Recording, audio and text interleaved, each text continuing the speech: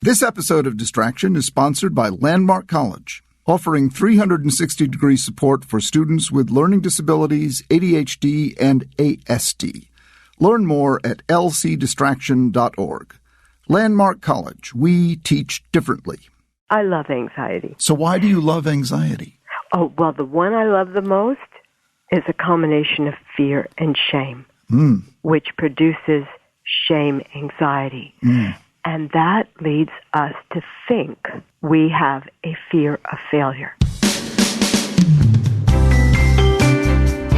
Hello, this is Dr. Ned Hallowell, and welcome to Distraction.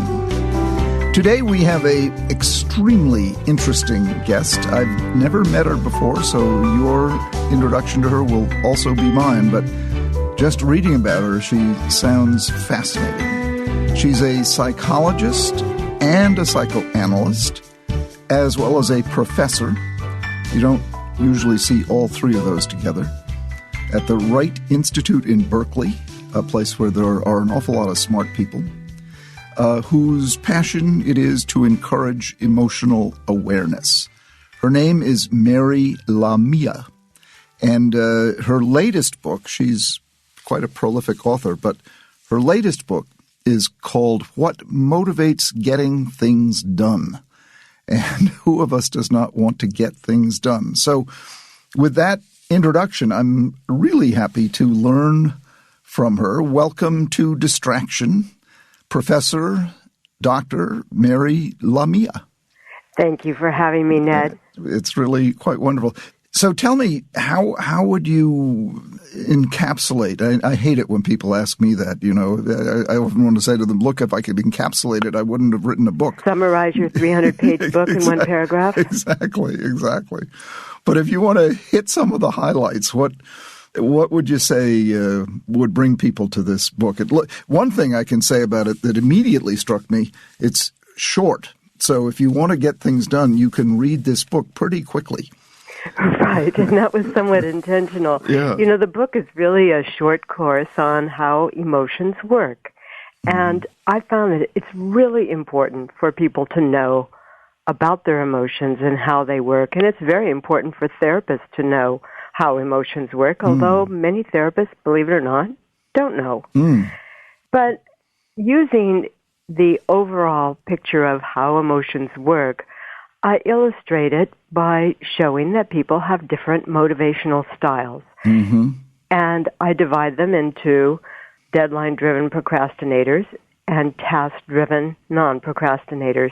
Because at the same time I was writing this book, I happened to be delving into how is it that some people can delay until a deadline is looming and other people have to do things right away. And I am not a procrastinator. I am anything but a procrastinator.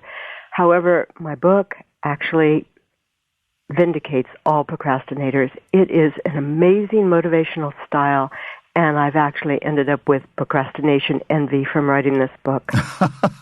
So basic premise is that there are two qualities, really, of highly successful people, at least all of the ones I studied. People who are successful in their endeavors or careers, however you want to define success, they never miss deadlines and their work reflects their best efforts. That's it. So what I found is that the different task completion timing of successful people who are procrastinators and non-procrastinators has to do with when their emotions are activated and what activates them. Procrastinators are primarily motivated to complete tasks when their emotions are activated by an imminent deadline. They're deadline-driven. But in contrast, task-driven people, when we're faced with uncompleted tasks, we feel compelled to take action right away. We're motivated by our emotions to complete a task ahead of schedule and put it behind us and hopefully attend to the quality of our work in doing so. So missing a deadline or failing to do adequate work is a problem whose source has little to do with procrastination. Many people who fail to meet deadlines and become defeated over and over again might blame it on the idea that they have procrastinated or they tend to procrastinate when really they feel a lot of shame. And the emotion of shame motivates us to save face. Mm-hmm. And so what better excuse than I'm a procrastinator and that's why I fail. Mm-hmm. So all emotions motivate us. Mm-hmm. Mm-hmm. And another basic premise of the book is to help people understand that classifying emotions as positive or negative has nothing to do with their value, but instead it involves how they motivate us through the ways they make us feel. Mm. So, I mean, you know this, negative emotions like distress and fear and anger and disgust and shame motivate us to do something to avoid experiencing them. Mm-hmm. They urge us to behave in ways that will relieve us of their effects. Mm-hmm. All emotions motivate us, including those negative ones. So, you know, when we think about it, we back off from a dangerous situation if we have fear. Mm-hmm. Or we may be motivated to brush our teeth before a date to avoid shame due to bad breath. Mm-hmm. All emotions motivate us to do something. And we're motivated based on our desire to turn on positive emotions and turn off the negative ones. Mm-hmm. That's just a fundamental principle about how we function emotionally that people aren't really aware of. I was struck you have an upcoming book called The Upside of Shame? Yes, that will be out from Norton in February. Oh, wow. So right around the corner. And there's a chapter on there on ADHD that might interest you. And how the affect system interacts in ways that lead to that distraction and what that's all about. How ADHD is primarily a problem of abnormal processing in attentional networks and leads to shame. Sure does. Sure does. I mean, I'm of course always at pains to stress the positive side of ADHD, which absolutely positively, which is creativity and originality. In fact, one of my students wrote her dissertation on. She also looked at high achieving people who have ADHD and how they manage their lives without medication and how it drives them. Yeah, no. So what is the upside of shame? What's good about shame? The upside of shame is that it motivates us to restore connection and what we lost. There's lots and lots of upsides to shame. It very much protects us, as all emotions do. Now, this is a very clinical book. Mm-hmm. Oh, I see. Okay. So the fear of shame is what motivates us, huh? Absolutely. So the fear of shame is quite a motivator. So it's not shame itself. I mean, there's nothing very good about feeling ashamed. Except that if we didn't feel shame, what kind of society would we have? Shame motivates us to do certain things to maintain a social order. Otherwise, we'd all be shameless and we'd be involved in shameless activities. So shame really does maintain the social order. I'll have to send you one of those books. Okay. And what's the difference between shame and guilt? Well, guilt in the affect system in which my co-author and I approached that book, guilt is a subset of shame. That shame is the primary affect and guilt is a subset of that. But we feel guilt when we feel we have to pay some restitution or do something to make it up to somebody, whereas shame is a very personal affect. But I always think of shame as sort of coming from outside, people looking at you and finding you, bad, whereas guilt, you're looking at yourself and finding yourself bad. Well, I think in both shame and guilt, it could involve other people or just ourselves. I mean, somebody could feel guilty and nobody else could know why. But we could be afraid. Yes, the fear of guilt and the fear of shame is a whole other can of worms, let's say. But they're very powerful emotions. Shame and guilt drive us like nothing else because they feel so toxic.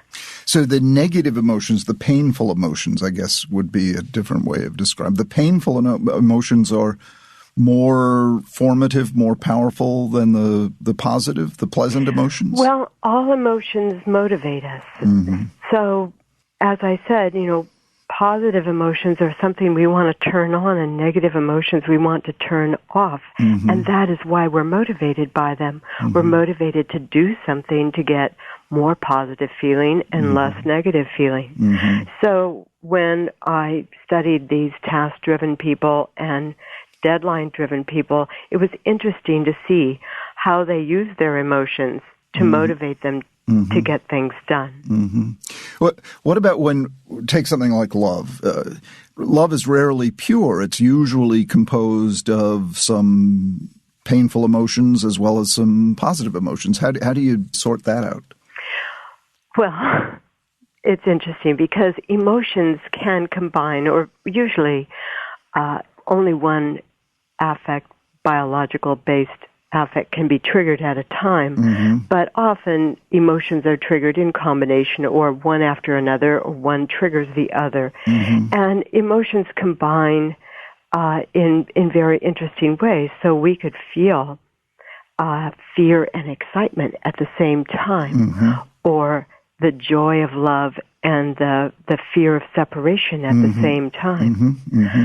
It's most obvious, actually, when we look at anxiety. Anxiety is an interesting one to look at because people they say they feel anxiety, and yet what is their flavor of anxiety? Anxiety is one of those misunderstood negative emotions. But it is an octane for our motivation, just like shame is. So an octane for motivation. I love that phrase. Anxiety. Yeah, it really is a fuel. It's a fuel. I think one of the chapter in what motivates getting things done, or maybe it's in another book called Emotions, I have a chapter titled Anxiety is Your Friend, because it is. In the book you mentioned, it's called Anxiety as an Engine of Task Completion. Okay.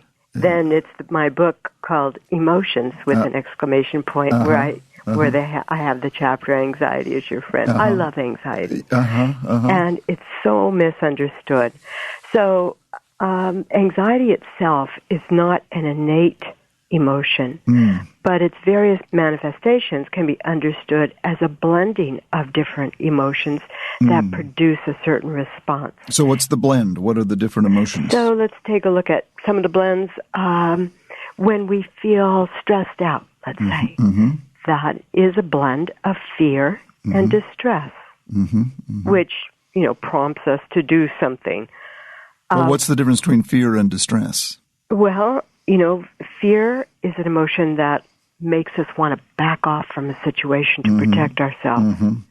And distress is a kind of constant agitation, let's call it. And that's how it feels inside of us, kind of a churning inside of us. And those two together make us feel stressed out. If we have a combination of fear and anger, we feel a kind of a tense agitation.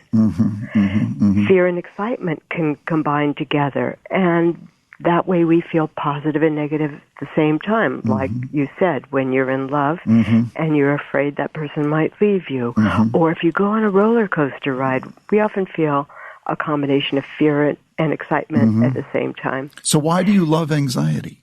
Oh, well, the one I love the most is a combination of fear and shame, which produces shame anxiety. And that leads us to think we have a fear of failure. And when people, all kinds of highly successful people say, I fear failure. And what does that mean? That's the thought, the cognition associated with shame anxiety. And it just propels them into action. So you love anxiety because it motivates us in so many different ways. And but sometimes it can paralyze us.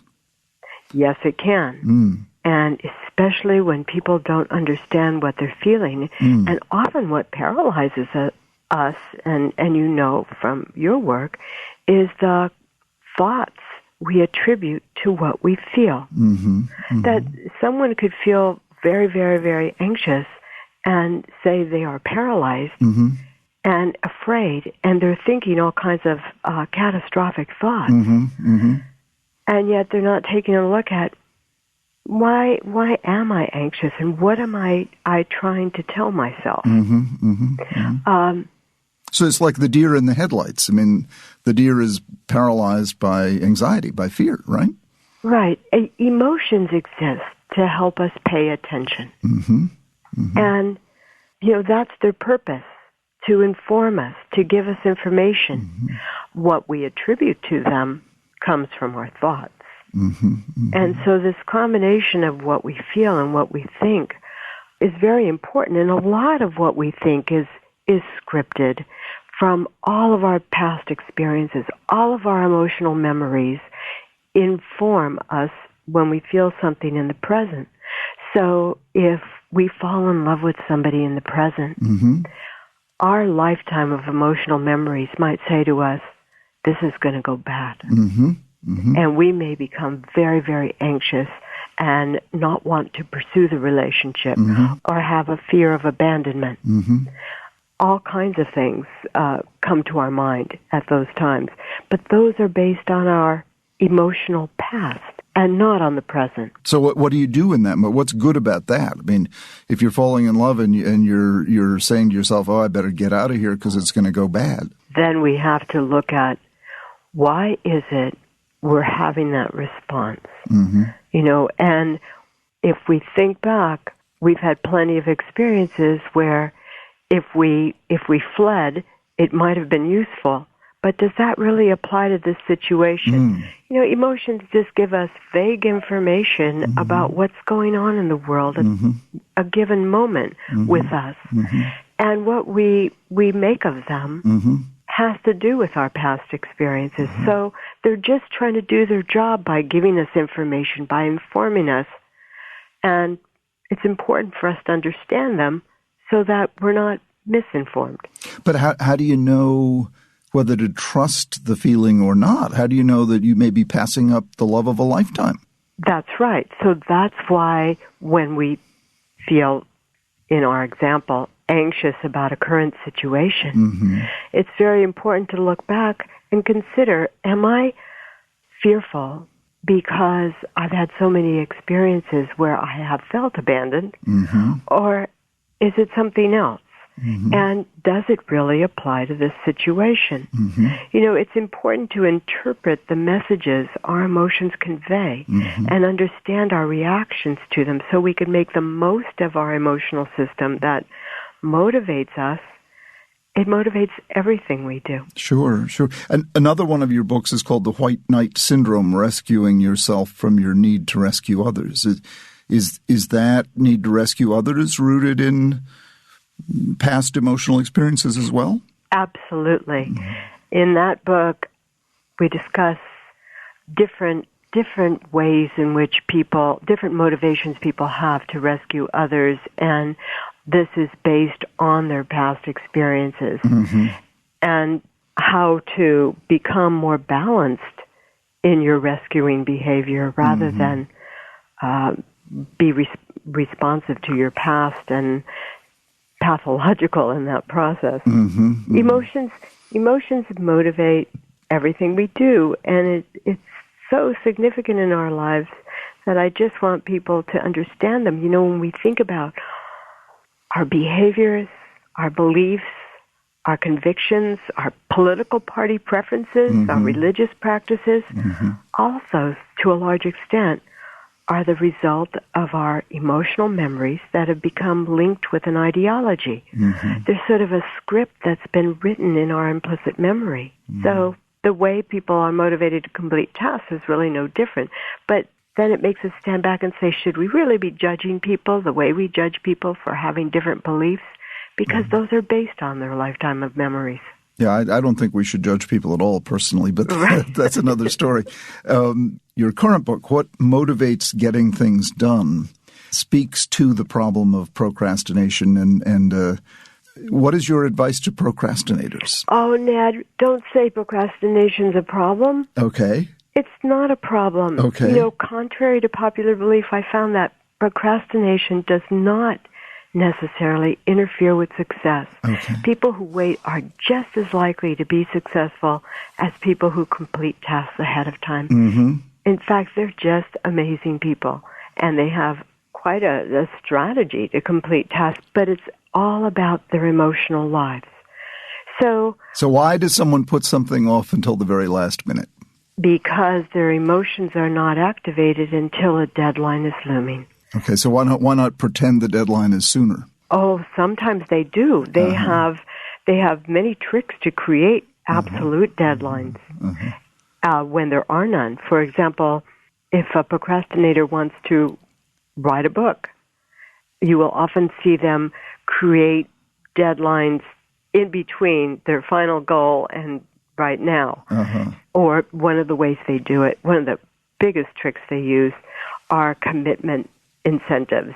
So they tend to tell somebody else, by March 3rd, I will have 6 chapters written. Or they create a to-do list and make a promise to somebody that all these things are going to get done. Or they make a promise to themselves. They may have financial considerations, and those motivate them to get things done ahead of time.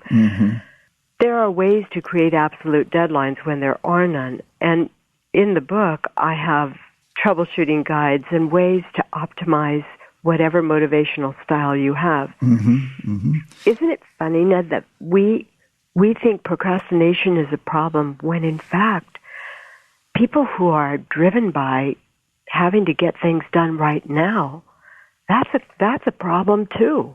Yeah, but coming back to procrastination just for a second, looking at it through the lens of ADHD, which, as you know, is one of my specialties, a lot of people with undiagnosed ADHD are basically self-medicating by creating a panic at the very last minute. So the procrastination leads them at the very last minute to panic, which, when you panic, you get a big outpouring of adrenaline, which is nature's own stimulant medication. So without knowing it, they're self-medicating with adrenaline. And I would suggest it's a pretty maladaptive way of getting things done to, subject yourself to a torrent of stress hormones at the very last minute. And Now I'm going to throw this in here for you, Ned. Okay. How about those of us who are task-driven and our distraction is hidden behind all the tasks that summon us? We don't relax. We don't ignore tasks that need attention. Instead, people who are task-driven are distracted by things they perceive need to be done, even if those things can be completed at another time or they are irrelevant. And their psychological stress results more from their perception of having to do everything right now. They're so busy all the time. And there's a lot of psychological stress that results from that. Believe me, I know my wife is like that. And just yesterday she was saying, am I ever going to get everything done for the holidays? I'm so stressed out. And I said, Sue, you've done it we've been married 29 years, and every single year you say the same thing, and every single year you get it done. Maybe try this year not stressing out so much about it. And she just doesn't know how to do that. She thinks it's all got to get done right now. And she's, in your categorization, she's very task-driven.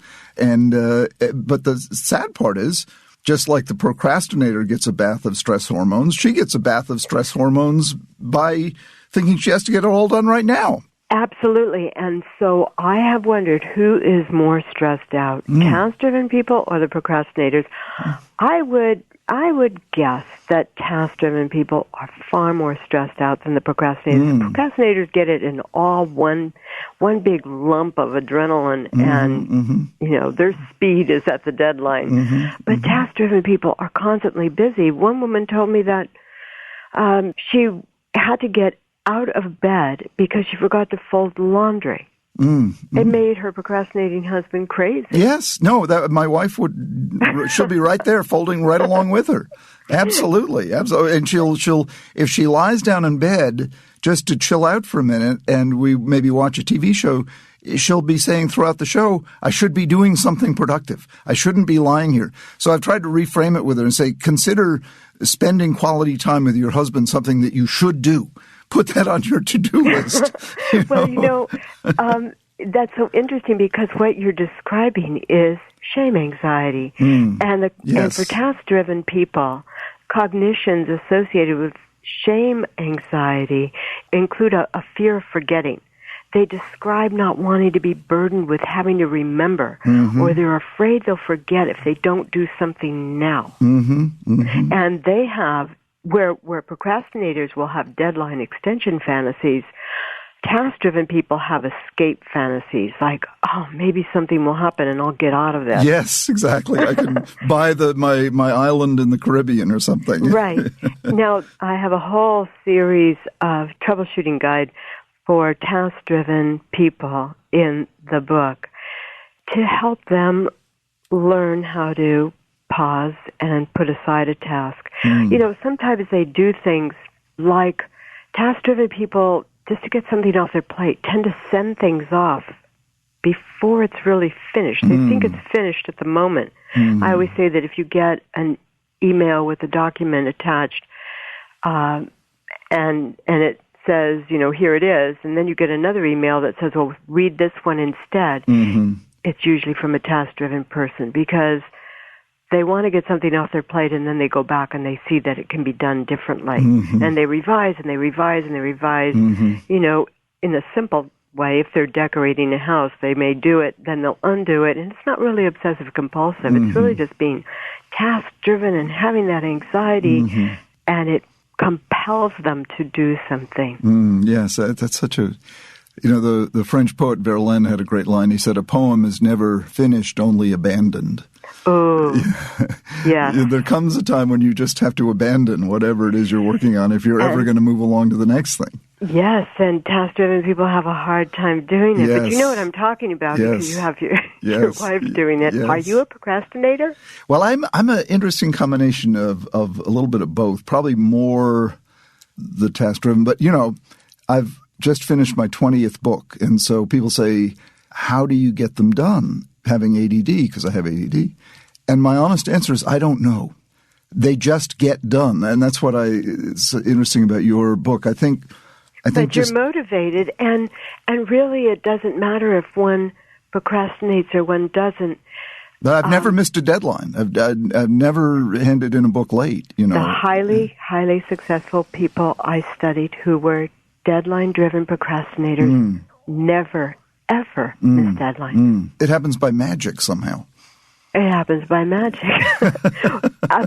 You know, I always ask people, well, what did you do in elementary school? Did you come home and have to do your homework first, get it off your plate before you went out and played? Or could you put it aside and wait until sort of the last minute and you always got it done? And if you were one of those kids who could go out and play and have fun and put your homework aside, then you were a developing deadline-driven procrastinator. Mary, we're running out of time. Would you be willing to come on the podcast again sometime? Absolutely, anytime. You are. I have to tell you, you have one of the most lovely voices I've ever heard. You must be wonderful for your clients, if you still see clients there. Oh, I do. I see lots of them. Oh, good. Well, you just have the most soothing, reassuring voice. And I love the breadth of your topics. You really, it sounds to me, you sort of write about what interests you. And I do. Yeah. Well, I'd love to interview you again about other topics that interest you. Just for listeners, this book is outstanding. It's brief, to the point, and very practical, but it's also deep. It's not a superficial kind of book. It's that rare combination of deep but also practical and concise. What motivates getting things done? What motivates getting things done? Subtitled Procrastination, Emotions, and Success by Mary Lamia. Mary Lamia. Thank you so much. Thank you, Ned, for your kind words especially. Well, it's lovely to talk to you, and I hope you have the happiest of holiday seasons, and I look forward to speaking to you again in 2018. Wonderful. Thank you, Mary. Thank you. Bye-bye. Thanks again to Mary Lamia for joining us today. I really enjoyed talking to her, and she does have a most wonderful voice. She must be just a terrific therapist. I hope you enjoyed listening to her as much as I did. Her latest book, What Motivates Getting Things Done, Procrastination, Emotions, and Success, is available now. Make sure also to check out her website, marylamia.com, marylamia.com. The episode you just heard was made possible by our sponsor, Landmark College, the college for students who learn differently, offering comprehensive supports for students with ADHD and other learning differences, both on campus and online. Learn more at lcdistraction.org.